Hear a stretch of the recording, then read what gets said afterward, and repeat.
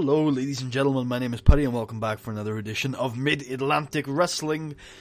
We are here for The Clash, the first time since the Hollywood Bret Star era that MAW will host a World Heavyweight Championship match. It's a big night for everyone here at Mid-Atlantic Wrestling, and there's probably going to be a lot more on the show too, as within the last month there has been a huge announcement on the Mid-Atlantic website. Pulling back the curtain a little, I have scoured America for the best unsigned and no-pop talent that I could find, so that we could get some really cheap workers in, especially baby faces, because we lacked a lot of those on the undercard.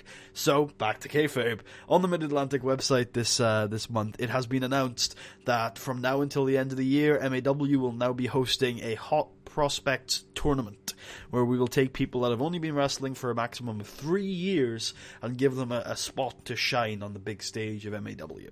As such, we have come up with a bracket which looks something like this. You may not recognize any of these names, except for maybe Hal Harvard, or Jonah Pilgrim, or Johnny Needham, also Seth Whitehead. Those are guys you might recognize, but probably not. A lot of these guys are just new gens, and so have been spawned into the game through the training centers. They are basically nobodies, but they're going to be given a chance to talk and a chance to wrestle, and we're going to see exactly how terrible they are, which actually reminds me, I should, before we start, I think everyone's alright. I think everyone's got a good partner on this show. We're going to be doing 2 matches from this tournament on every show starting from now. We're going to be doing that in October, and we're going to be doing that in November, and then on December we will have the final, because we will do the first 2 quarterfinals tonight, the second 2 quarterfinals at the anniversary show. We will do the semi-finals at the November show, which I forget the name of, and we will do the finals at the December show, which I think the November show is Proving Ground, and then it's Clash of the Champions, I think, or something like that in December. Let's have a look before we start the show. The Night of the Champions. Alright, well, aside from that, let's get into the show. Big night for everyone involved. So, we open up the show with Cameron Jones defeating Nate DeMarcus with a fisherman suplex in a domination. Cameron Jones just destroying Nate DeMarcus in this match. Good stuff. Indeed. And then backstage, Cameron runs into Sid Collier and says, look, last month was an absolute disgrace for our tag team. We lost in one of the most one-sided matches I've ever been a part of, and it was a disgrace.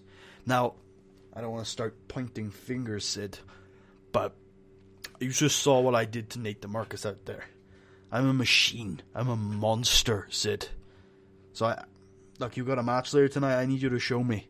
I need you to show me how good you are. Because it's not that I have doubts. I just need reaffirmation, we've been through a lot together, but there's always that inkling in the back of my mind that this isn't an equal partnership. There's a little bit of tension between the Dynamite Express. So we move into Jeffrey Snubbs, who's backstage in a suit. It's probably a raggedy old suit with some tears in it. Maybe there's some flies. He looks like a relatively dirty person. Look, I'm not going to lie, we might have pulled him off the street. He could be a hobo. I don't know. But anyway, he basically says that, he comes on the mic and he says, we've come to MAW because we believe that wrestling is the key to world domination. And so we're going to win this tournament and then dominate the world.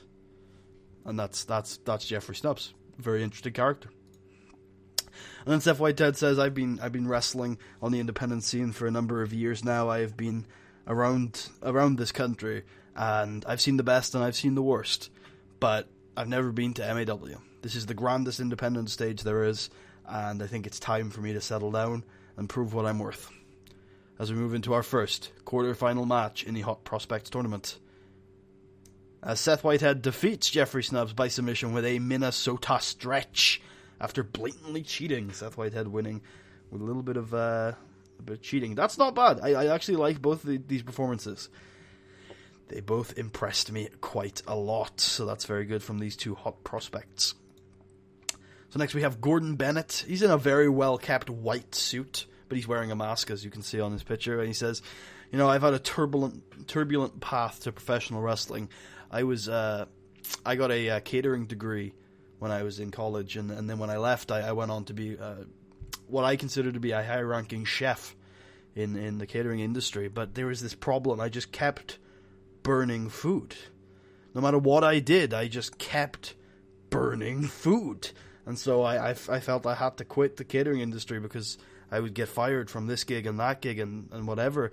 But I would take that fiery, burning passion with me. And I had to don a mask so that, the rich clients that I upset with my burning of food wouldn't get pissed at me. But now I'm in professional wrestling where I think a fiery, burning passion will serve me well.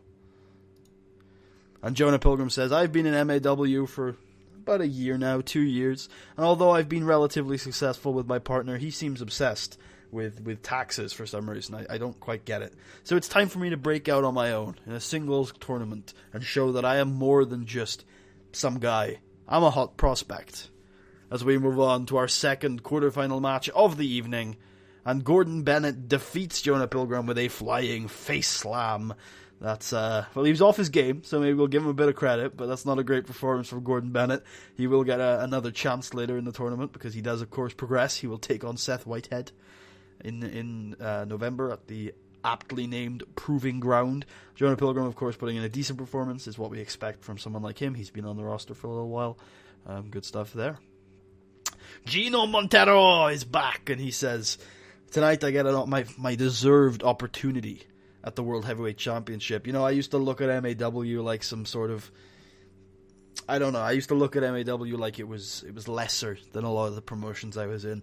I used to look at it like it was some raggedy place that lesser wrestlers went to, that the less skilled people went to. And I gotta say, my tune has changed.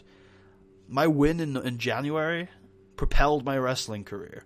And the opportunity I was given in the Sam Keith Classic led to me having a shot at the World Heavyweight Championship.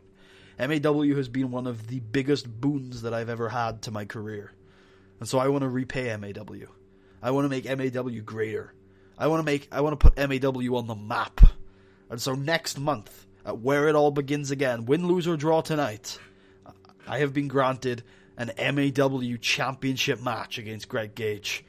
And when I win, I'll carry that title around with me all across the world. And I will put MAW on the map. And so we have our main event of Where It All Begins Again booked in. It's probably been coming since January, when Greg Gage did indeed lose clean to Gino Montero on his way to his Ripcord Invitational victory. These two fantastic grapplers are going to go at it for the Mid-Atlantic Championship in October. But could it be champion versus champion? Gino has a shot tonight. Before that, though, Sid Collier does indeed live up to his partner's ire as he defeats Bradley Blaze. However, he blatantly cheated, and let's just paint the picture of this match in your mind. This was 14 minutes. For a good 8 minutes of it, Bradley Blaze was taking it to the tag team champion. He was going at it, and Sid was on the rope. Sid was very close to losing, and it's very likely that if Sid hadn't cheated, he would not have won this match. So, a win for Sid. A win is a win. When you look back in the history books 4 years from now, yeah, someone's going to look at this show 4 years from now. But when you do, Sid Collier will have a win in his column. But it's not convincing. It's certainly not a domination. And then we have a wonderful, spectacular entrance for Bradford Peverell, the World Heavyweight Champion. The Rocky music is playing. He comes down in a mini boxing ring. It is the most extravagant entrance we have ever seen at MAW, because he's just brought the whole financial package of the Confederation of the Territories to MAW. Got this tiny indie arena, and he's just in the glitz and glamour of this sparkly boxing robe. He's got boxing gloves on. They're made of gold. It's just a wonderful entrance for the World Heavyweight Champion as he defends against Gino Montero, the biggest match on the MAW calendar. And in a 55 C-, Bradford Peverell defeats Gino Montero in 25 minutes with a dream left hook. This is as you expect it to be. There's some grappling, there's some quick action. Bradford Peverell, fantastic striker, but not much else. So Gino just takes it to him all match long. High flying move after high flying move. Conhero to the outside. Excitement, adrenaline rush, as Wade Keller likes to say. One of those adrenaline rush matches. Gets the crowd hyped. Jump back into the ring. Bradford's just not getting those strikes. Gino's too fast for him. But in the end, it only takes one. and the Dream left hook. Oh, I forgot to put the title on the line. I borrowed the title, but I forgot to put it on the line. Oh well. Yeah, he ends up retaining his World Heavyweight Championship. Apologies for not putting it on the line, but a lot of this game is imagination. We can use our imagination. And that is the end of the show. Good show. I hope you guys enjoyed. If you did, please leave a thumbs up. Check out the rest of the series. Subscribe if you haven't already. That's what I was thinking of last episode. Subscribe if you haven't already. And if you really like the show and are feeling especially generous, there should be a link to my Patreon in the description or on my channel. And I did some, for the Hot Prospects tournament, there were a couple of guys who I was unsure about characters for. And I went to Twitter and I got some good ideas from them. So, and this series is definitely going to have a ton of new people coming in, and a lot of them I will be stuck for characters. So if you're interested in having a creative input on this series, go to my Twitter. It's linked on my channel. It might be in the description. I'm not sure. But if you follow that, you might be able to have some creative input on the series. Because if I'm stuck for ideas, the first place I'm probably going to go is Twitter or the Discord which is private. But yeah. So yeah, thank you all for watching. I hope you guys enjoy, and I hope you guys will join me for Where It All Begins Again, our first anniversary show. It's Greg Gage versus Gino Montero. It is a showcase for the stars. Please do join me then. Put a notch on your calendar. And if I do, well, I will see you guys then.